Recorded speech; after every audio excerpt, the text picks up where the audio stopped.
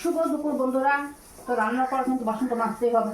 তো আজ তোমাদের আমি কড়াই মাজার একটা টেকনিক দেখাচ্ছি।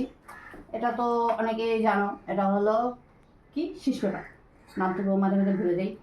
তো এটা হলো শীষ পেপার। এই শীষ পেপার দিয়ে যদি তোমরা কড়াই মাজো বা কোনো সময় লুচি ভাজার সময় কড়াই কিন্তু পুড়ে যায়, মাছ ভাজার সময় কড়াই পুড়ে যায়, বড়া বানানোর সময় কড়াই পুড়ে যায়।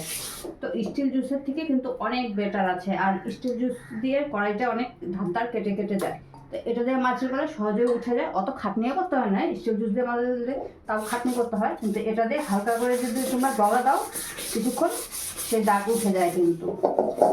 তো দেখো একদম কড়াই কিন্তু একদম চকচকা হচ্ছে। আর এই পিছনে যে আছে সেটা কিন্তু হবে না, কারণ আগে আমি হঠাৎ উনুনে বানাতাম।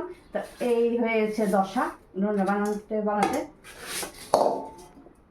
তো এটা তোমরা পেয়ে যাবে হার্ডওয়ার্সের দোকানে।